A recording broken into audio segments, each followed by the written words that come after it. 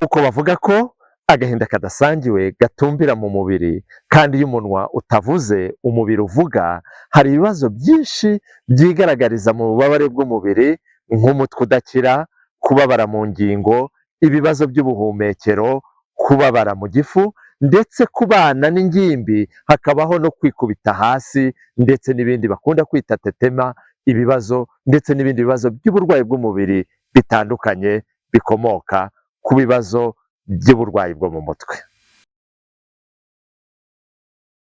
Maze rero kubona ko ibyo bibazo by'umubiri, ibyo bibazo by'uburwayi bw'umubiri bishingiye ku ngorane z'ubuzima bwo mu mutwe ufite, ikintu cya mbere ni ukubasha kubona izo ngorane z'ubuzima bwo mu mutwe. Icyo gihe utangira guhangana n'izo ngorane. Kimwe mu bigora ni ubwoba bw'ubwoba. Ubwoba bw'ubwoba bivuga iki?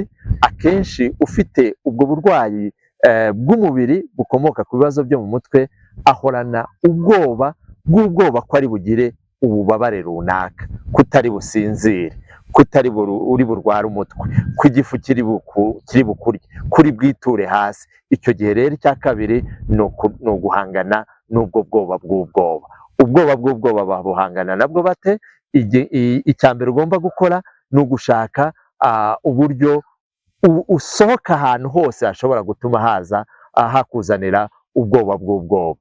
Icya kabiri ni ukujya mu bandi, ndetse ukaba ugomba no gukora imirimo isanzwe.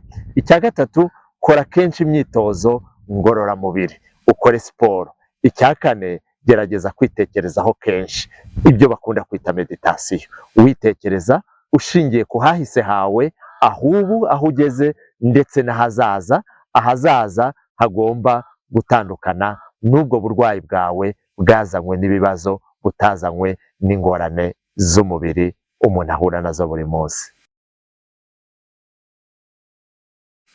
Igihe byakugezeho rero, akenshi wihutira kwegera abavuzi kugira ngo babanze basuzume, bakore ibizamini byose bishoboka kugira ngo bakureho yuko nta mpamvu y'uburwayi bundi ufite. Hanyuma warangiza ukegera abavuzi b'ubuzima bwo mu mutwe bakakuvura, kuko n'ibibazo byoroshye.